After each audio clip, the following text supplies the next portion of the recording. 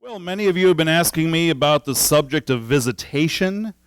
I think it's an extremely important subject because, you know, there's a lot of good things you can do when you visit. There's a lot of bad things you can do when you visit, and so we want to talk about that. And it's a huge subject. So I'm not going to rush through it. We'll get as far as we can, and we might have to do some more next week. Of course, when you get deeper into the subject, well, then you're really getting into the counseling, okay? Which is, again, and when you think of the Great Commission, Jesus said, all authority in heaven has been given to me. Go therefore, make disciples of all nations, baptize them in the name of the Father and of the Son and of the Holy Spirit, and teach them, to do all the things that I have taught you, and lo, I will be with you till the end of the age. And we have to think the two components of the Great Commission is making disciples, which is evangelism, and teaching, right? And really, that's counseling. Everything we do in the church really is counseling. The preaching is counseling. The Sunday schools, everything we do is counseling, okay? And so once you really realize that it's counseling, then you'll be really much more receptive to it, okay? I think it's important because if you're a Christian and you're a counselor, then you've got to ask yourself the question, am I going to be a good counselor or am I going to be a bad counselor, okay? So you really need to, once you realize you are a counselor, well, then you can start working on it. Does that make sense? Okay? So let's talk a little bit about visitation. Man, there's so many different kinds of visitation. Visiting people in their homes, shut-ins, visiting people in the hospital, visiting people in prison. There's such a variety.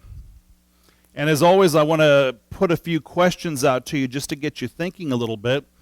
But my first question is, what is visitation? I like that answer. You gave me a good answer. What else is it?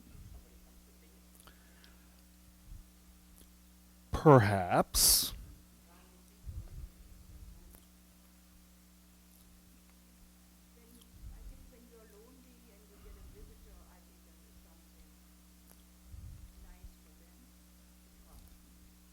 Okay. Checking on somebody. Everett.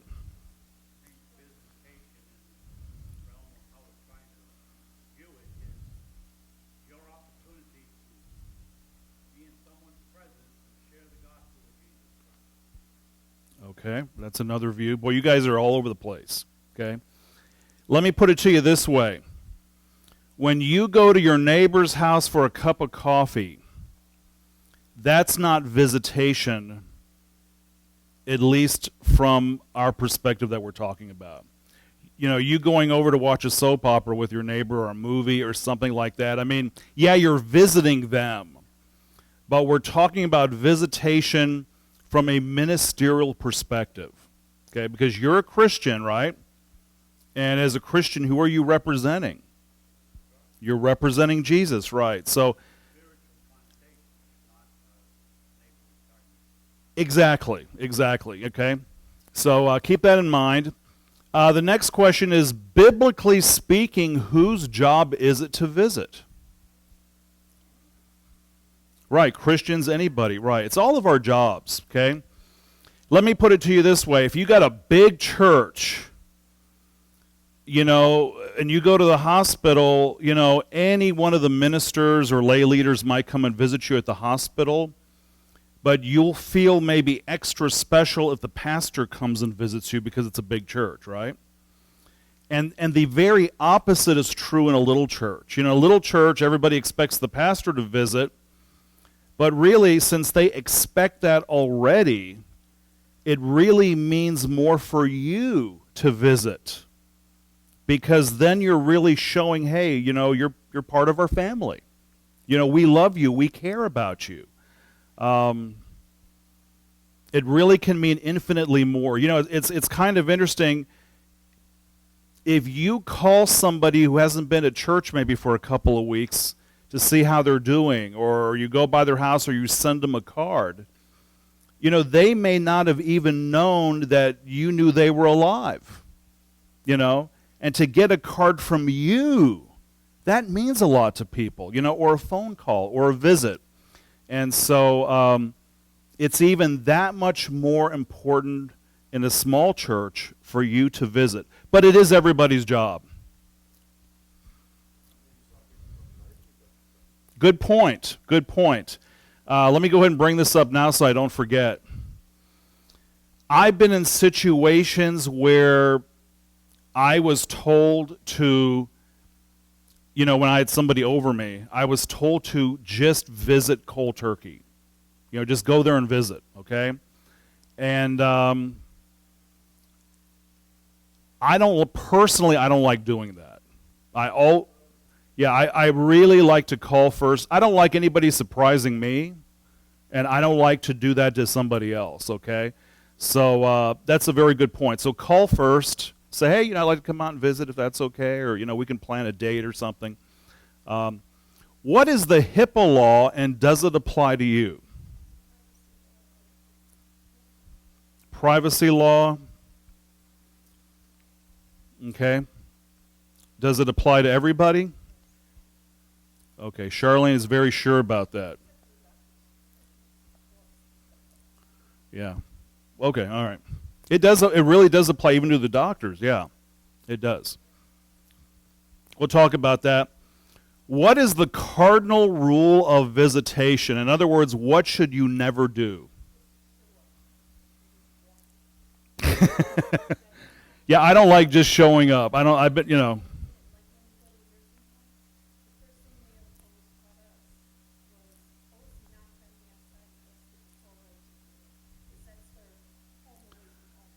Very good point. Very good point. That wasn't the answer, but it's a very good point. Everett.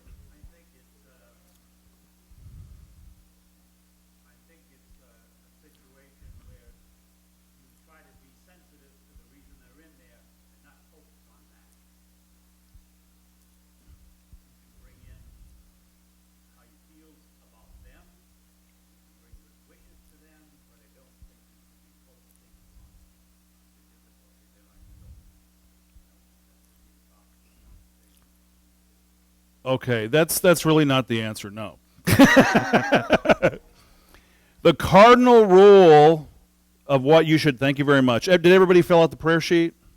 Yep. The cardinal rule is do no harm.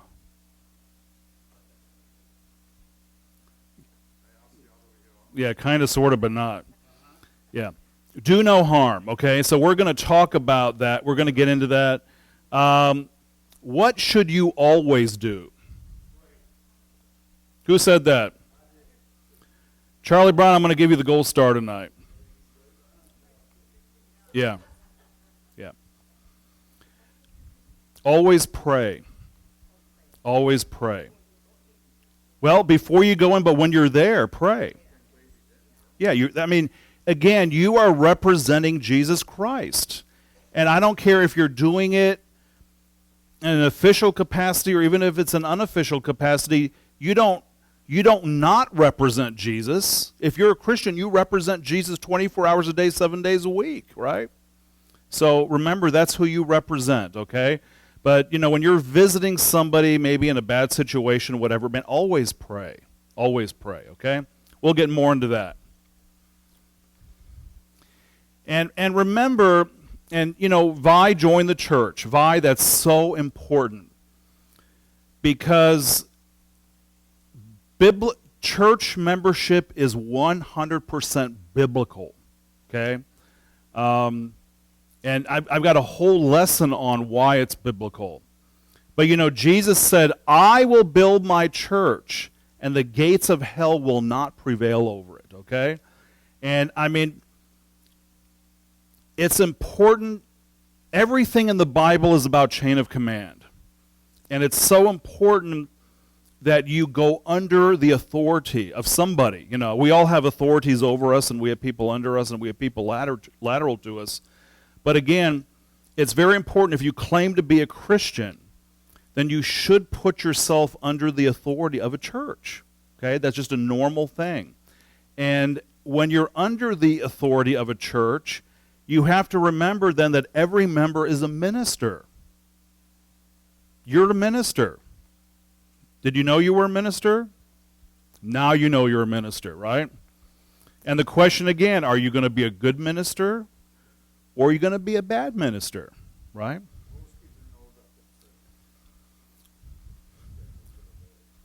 No, they don't. No, they don't know if they're good or bad. Virtually every member should be involved in visiting the sick, the impoverished, the imprisoned, and prospects. What do I mean by prospects? That's kind of what Everett brought up. You know, visiting maybe someone who wants to know more about Jesus, or maybe someone who'd like to maybe join the church, right? Maybe they're new to the area and they're church hopping, and maybe you say, well, maybe I can come by your house and we can talk, and I'll bring some literature along with me, or maybe they're not happy with their church. Maybe they just feel like they're not being fed and they want to go somewhere where they want to grow, and so they're prospects, right?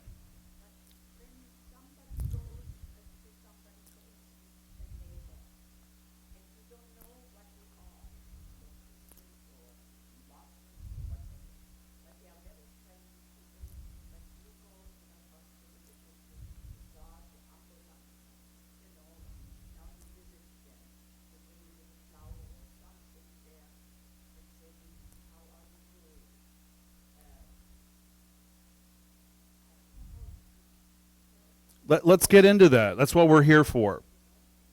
That's what we're here for. We're going to get into that, okay? Remember, people won't care what you know until they know that you care. You know, when you go to visit somebody, it doesn't matter what you have to say to them. They're not really going to listen if they don't think you care. And so that's why it's so important that when you visit a neighbor or somebody, one of the first things you want to do, and I'll get more into that in just a minute, but one of the things you want to do is you want to build a rapport. Okay? For example, if you're visiting someone that you already know, well, then you really don't have to build a rapport because you've already got a rapport, okay? But when you visit someone that you don't know, okay, or you may not know them at all. You know, I get called into a lot of situations where I don't even know what I'm walking into, okay? And every visitation situation is different. And so, again, I'll tell you kind of what to say and what to do, and I'll tell you that. But you want to build that little relationship. And,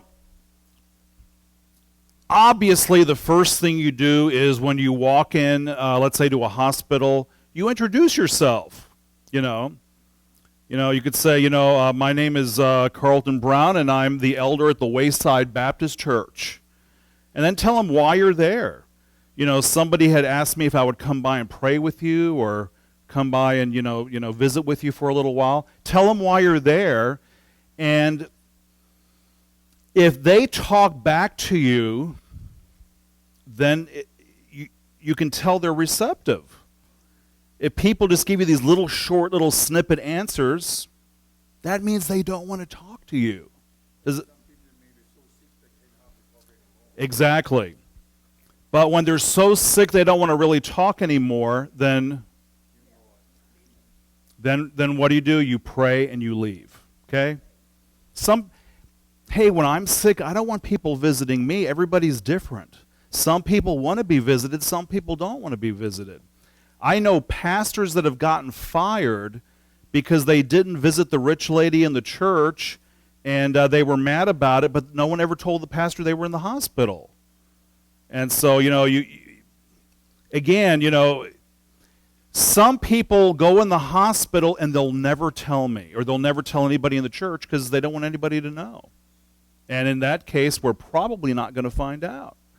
But if they do tell you, hey, it probably means they want to visit, So, again, but if they're talkative, what I found out when people talk a lot. You ever know somebody who likes to talk? Can't get away from them. Can't get away from them. 9 times out of 10, they talk a lot because they're lonely. And so sometimes you got to just sit there and let them talk. Let them talk because that's what they need at that time, okay? Let's keep going a little bit further. Again, wherever you go, remember that as a member of the church, you not only represent that church, but you also represent Christ. And so, again, when you walk into a place and, say, I'm Agnes Lyons from the Wayside Baptist Church, and I'm with the, Women of Wayside group or whatever group you're with, and you say, and, I was asked to come and pray with you, or, whatever the case might be, you introduce yourself. When you introduce yourself from such and such a church, they automatically view you as Christ's representative. Okay? And so you have to kind of live up to that obligation, Does that make sense? Yeah, okay. This is very important. If you're taking notes, write down Matthew 25, beginning in verse 35.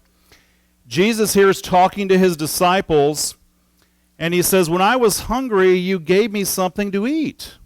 When I was thirsty, and you gave me something to drink, and I was a stranger, and you took me in.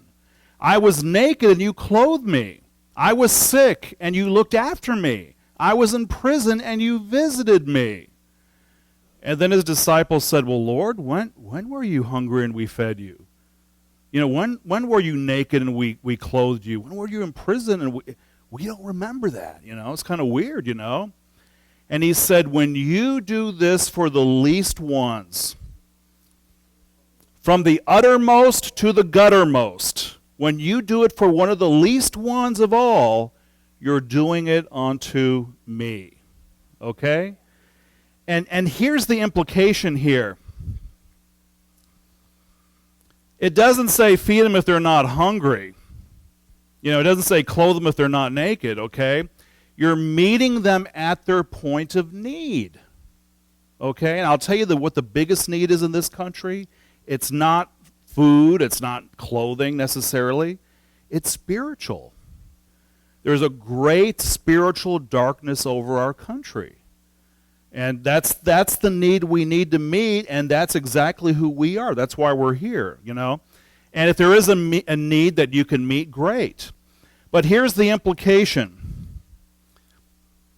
When I was hungry, I didn't open a food pantry and you came and got food. It doesn't say that, does it? The implication is I went to you and fed you. When you were thirsty, I went to you and gave you something to drink. When I was out traveling and I met you and you were alone and you were a stranger, I took you into my house. I went to you and clothed you. When you were sick, I didn't say, come on over to my house and I'll pray for you. I went to you, to your sick bed. Okay, and prayed. And, obviously, if someone's in prison, right, they can't come to you. You have to go to them. The point here is you have to meet people where they are. You have to meet people at their point of need.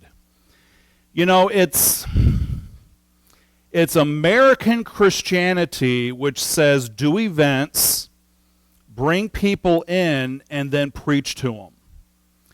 Now, the truth is sometimes that works. And if that works, that's good, okay?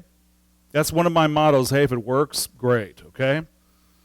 But the biblical model is you go out, make disciples, then you baptize them into the church, and you begin teaching them, okay? And so that's the biblical model, and I think if we stick with the biblical model, usually that works best, okay? Sometimes events work out good. Preaching to masses of people logically might generate more commitments, by the grace of the Holy Spirit. I mean, you just never know, okay? But mass evangelism tends to be more effective than one-on-one evangelism. But does that make sense? Okay? HIPAA, let's talk about HIPAA. The acronym is the Health Insurance Portability and Accountability Act. And I put a few cartoons up. The first one is, and of course here you got a doctor, and he's on his cell phone. And he says, "Sure, I'm free to talk. Yes, I remember you, Mr. Barnes. You're that 58-year-old executive at the National Bank. Oh, there's an emergency? Oh, okay, I'll call in your Viagra refill." Now, this doctor just violated HIPAA, okay? I mean, you have to always be very careful who's around you. They know the man's name. Hey, maybe they even know the guy, right? They know how old he is. They know where he works. They know what his problems are. That's a big violation.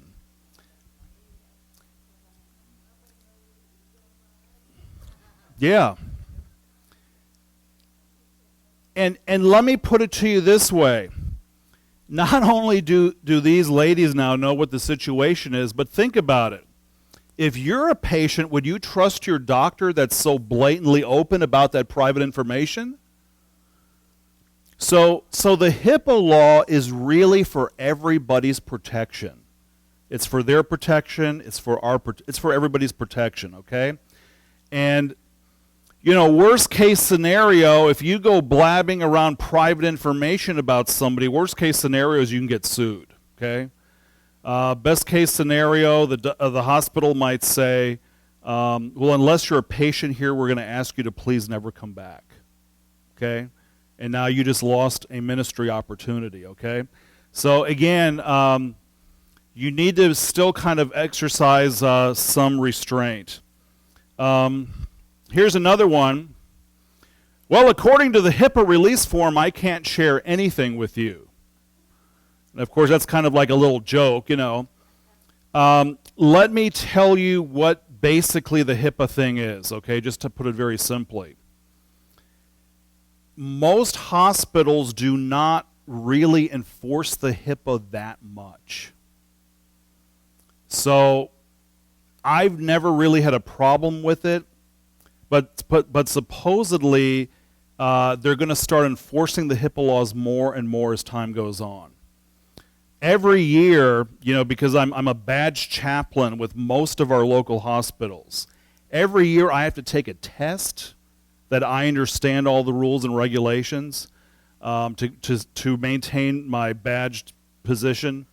And that, as a pastor, helps me to get in. That helps me get in after hours. It helps me get into all parts of the hospital. The only real restrictions I would have is, as a man, I really still would have to go through a major security check before they would let me into the maternity ward. That's just something that's ultra high security. But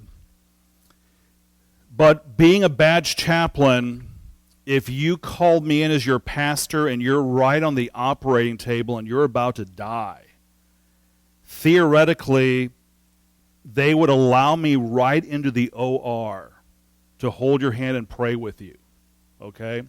Or they might not do it if you're not badged. But if you're, so being badged has some advantages, and it also, I'm under the same rules and regulations that everybody else is on. Yes, sir.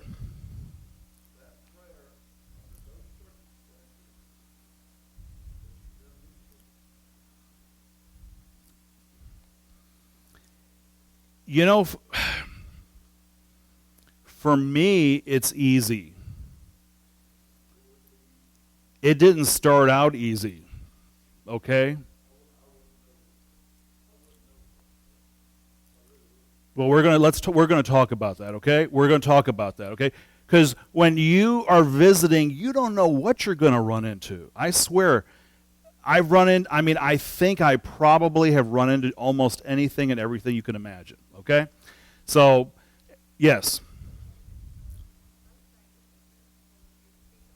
Mm-hmm.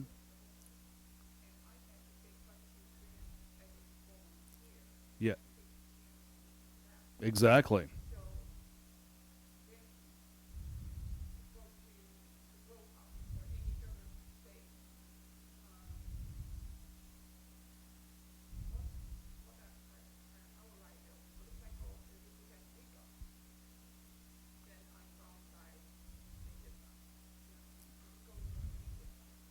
Yeah. Well, do you have a little ID badge that you wear, or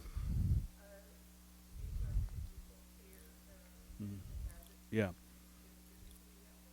yeah? Well, if let's say you are like working for them, and you wear your badge, then you're representing them, if that makes sense. When I go to the Heart of Florida, I wear my Heart of Florida badge. I cannot wear my Heart of Florida badge in the Winter Haven Hospital. I would get in trouble. I have a different badge for the Winter Haven Hospital, and I can't wear that in the Lake Wales Hospital. I put the wrong badge on one day because I was in a hurry, and people kept coming to me, "Can I help you?" Because I kept looking at my badge. I says, "No, you can't help me." And then later, I happen to look down, and I notice I'm wearing the Winter Haven badge. Okay, so again, when you're wearing the badge, you represent them. But technically, we're all under the HIPAA law. They can't always enforce it. But if you're not working for them and you're not wearing the badge, when you go to the nursing home now, you're representing Wayside, okay? I don't know if that answered your question or not exactly.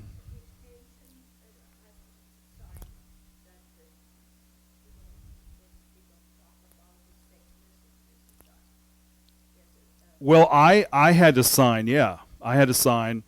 You may not have to sign.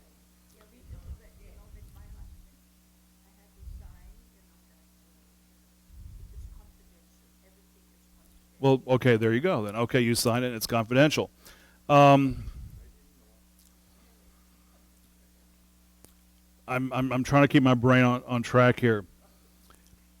The bottom line is, if you want to be strict to the rule, if Mrs. Jones is in the hospital and she asks me to come, I can come. If she doesn't ask me to come, maybe her husband could ask me and I could go, but generally speaking, I'm not allowed even to go. Now, I still do, okay? But, normally whoever is in the hospital has to ask you to come. If it's the extended family and they ask you, that violates HIPAA. If you heard over the grapevine that Mrs. Jones is sick and you want to visit her because she goes to your church, you're violating HIPAA.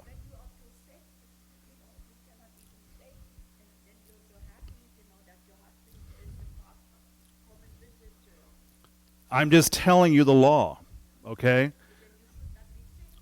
No, shouldn't be sick, okay? Well, then we don't have to visit, do we, okay? But again, they don't really enforce it. But let's say you heard Mrs. Jones is in the hospital and you call up the hospital and say, "Oh, I want to see if Mrs. Jones is there." They might say, "Oh, I have no record of her." Well, the reason why they're saying that is because they're not allowed to tell you if Mrs. Jones is there or not. So that's not the way you do it. I'm going to tell you how you do it. You call up there and say, "Please connect me with Mrs. Jones's room." Don't ask if she's there. Just call and say, "Would you please connect me with her room?" If she picks up, guess what? She's there. If she doesn't pick up, well, maybe she's not there. But does that make sense? Possibly. But if they're connecting you to a room, she's there. Right? Okay, all right.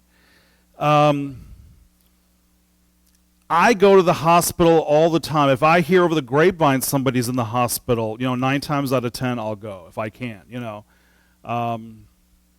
kind of got to know, when to go and when not to go. For example, if somebody is, having a boil lanced at their doctor's office, I don't go. If somebody's having a minor outpatient thing at the hospital, I don't go. But if somebody's having something a little major where they might be spending the night at the hospital, usually then I'll go. Preferably, I like to pray with them before the surgery to put them at ease. And if I can't make it before the surgery, well, then I'll come at some point after.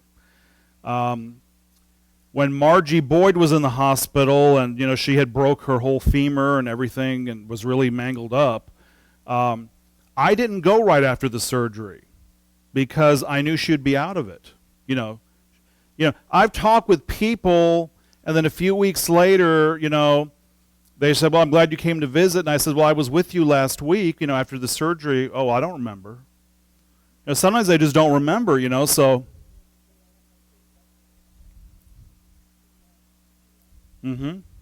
Yeah. And a lot of times people just don't remember, okay? If I get a phone call, they're bringing you to, the ER. Usually I purposely wait and don't go right then, okay? Because, they bring you into the, not ER.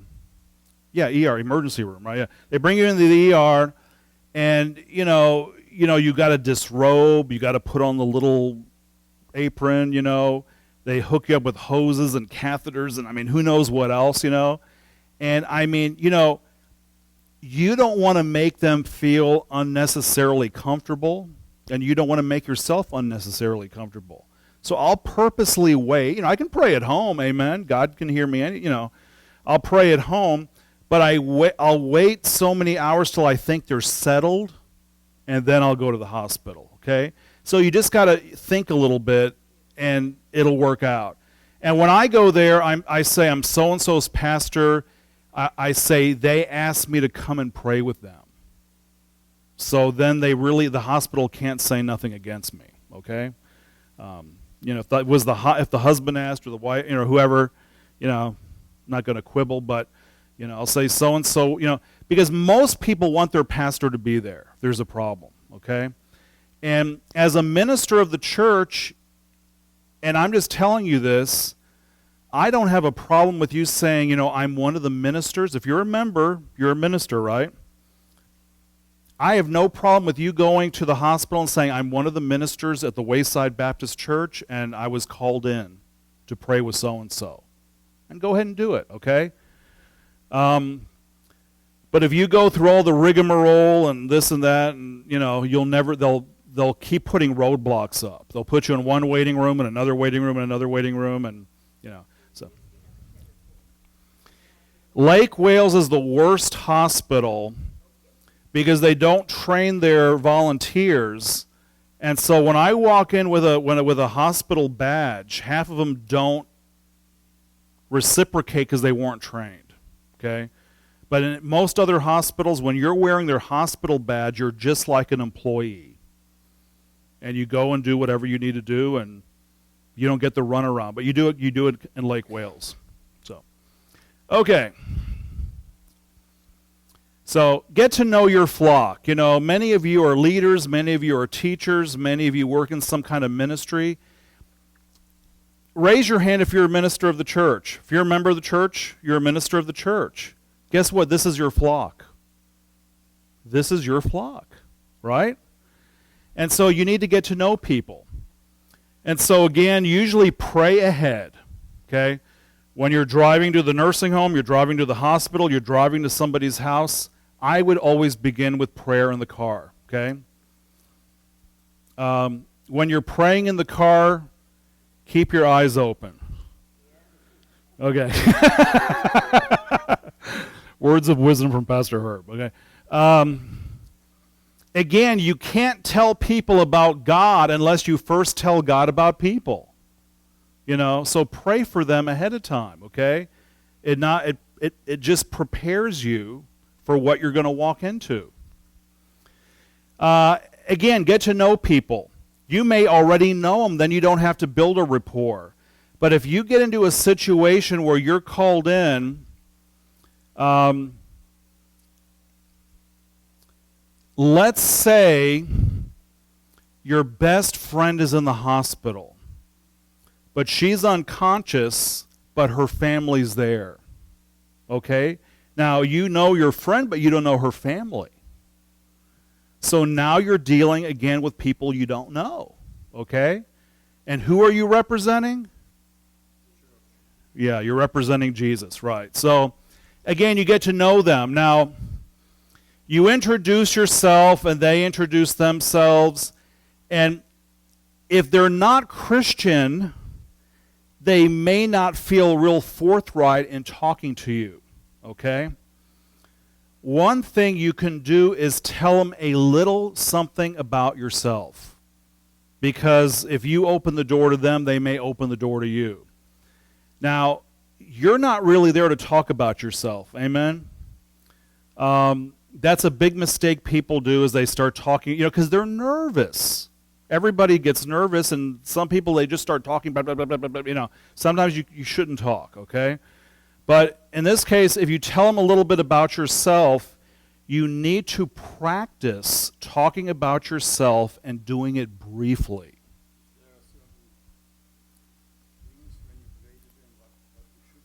Well, I am going to get into that. But when you're building this relationship with them and you're telling them a little bit about yourself, learn to keep it brief.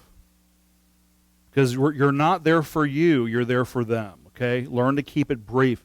I mean, I had to take a class called Sharing Your Story in 3 minutes or Less. And we had to sit there and practice and practice and practice and practice till we got it under 3 minutes, okay?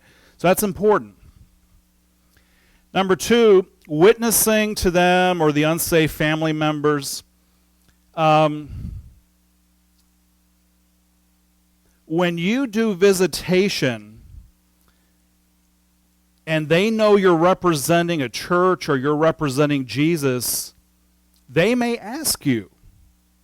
And if they ask you, I would share with them. Amen? But if they're not asking you, it's already telling me, because they know you're God's representative, it's already telling me they're not receptive. Yeah, I mean, too many preachers and laity have gone into hospitals at people's deathbeds and, said, you better get right with Jesus because you know you're going to die, and if you die you don't know Jesus, you're going to go to hell, Now, how would you feel? You're laying there sick on your deathbed and you got somebody preaching in your face. It's unethical, and it's coercion, and it's just downright dirty. God doesn't work that way. Can I be cruel? I can be cruel sometimes, okay? If these people haven't gotten saved in their whole life, I really doubt they're going to get saved on their deathbed. If they're receptive, great. Witness to them. That's the best thing in the world that you can do. I'm just going to tell you the statistics. And sometimes I've mentioned this. I know people don't like to hear it.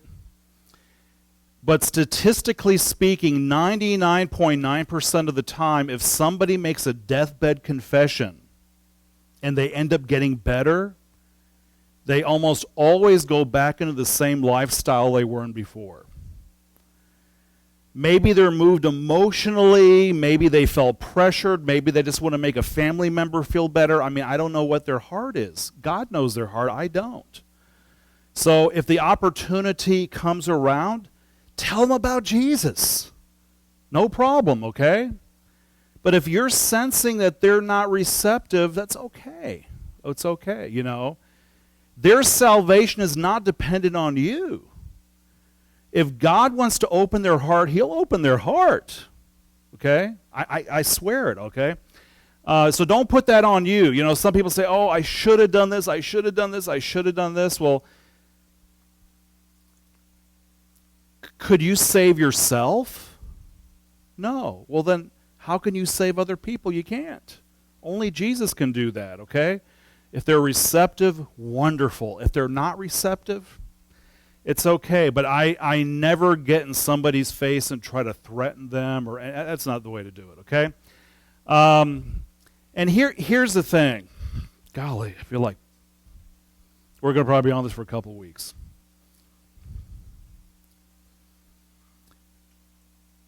If the Lord opens a door for you to share Christ, then he's offering you that blessing to share Christ. And you need to be able to do it.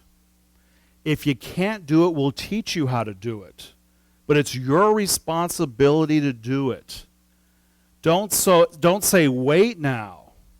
Let me call my pastor. Let me call one of the elders. Let me call one of the deacons, you know. And again, I'm going to be a little bit cruel here.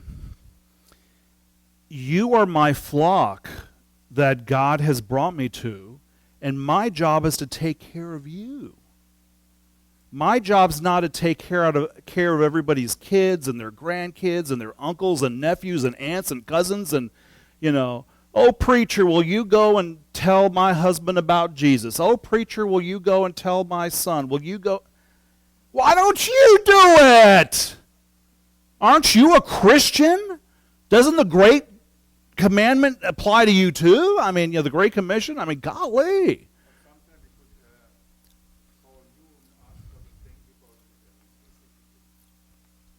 Yeah, I mean, if you have a question, sure, call me. But again, if God is opening a door for you, why would you blow it right there?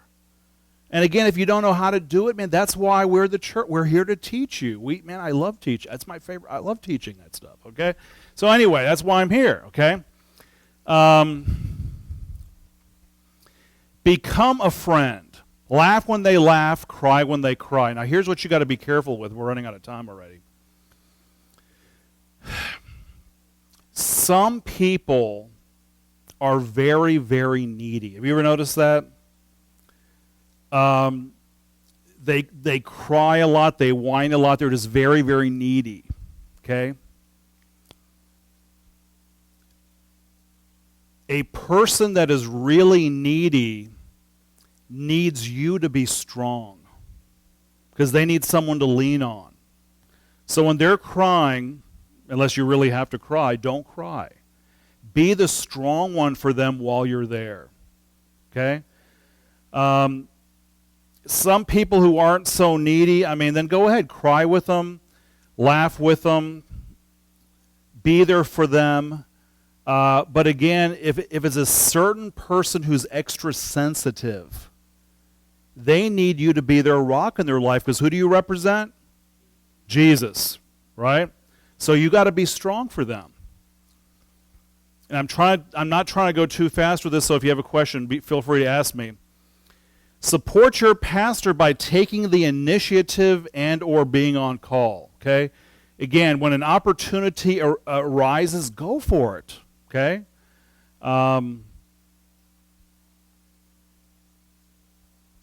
I would hate it for you to miss out on an opportunity.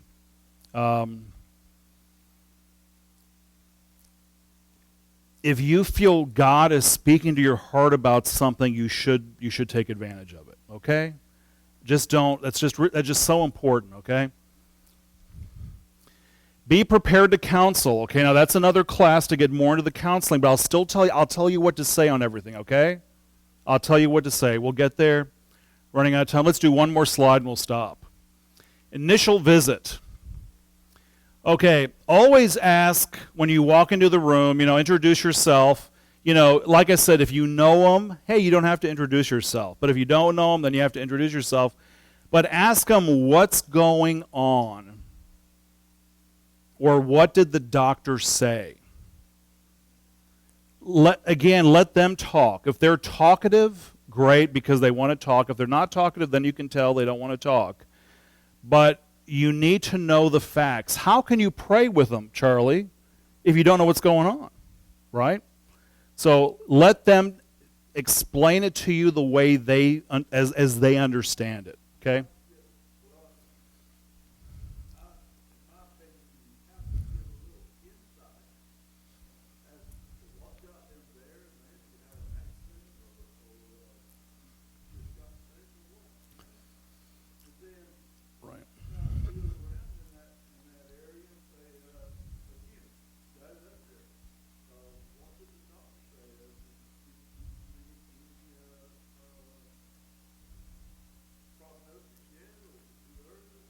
Right. You need to do that. That's very, very good. But here's the deal. I want you to understand this. When you get that call on the phone that says so-and-so was in a car accident and there may be more people involved and you're getting information, when you go to visit them, don't start volunteering information. Okay? Don't volunteer no information. You just ask them, what do you know? What did the doctor say to you? Okay? Just work with what they're giving you and never add to it, okay? Because first of all, there may be things going on they don't know about, and really you may not be the one who should be telling them. You know, they may not know their child died in the accident, or there's maybe stuff they don't know, okay?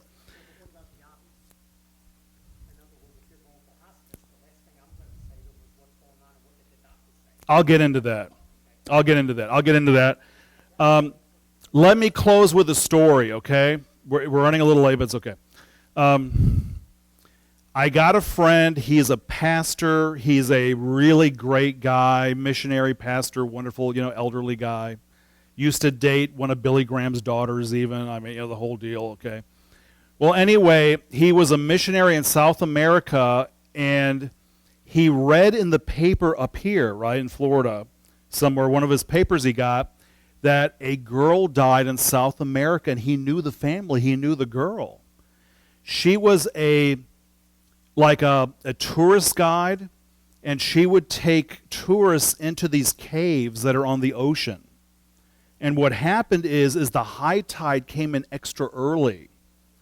She made sure that every one of the tourists got out safely, but she didn't make it. And the waves kept slamming her body against the rocks over and over till there was nothing left. So my friend was heartbroken. He called up the family because he knew them. He was good friends with them. But he didn't know that the mother didn't know the details. So he said, oh, yeah, I heard about what happened. I want to give my condolences, and that's just really terrible, how that could have happened with this and this. And it traumatized that poor woman because she didn't know. She was an elderly lady. She didn't know. And what did he do? He blabbed. He didn't mean anything bad by it, but big boo-boo. It's a rookie mistake. So don't volunteer nothing. Just work with what they know, okay?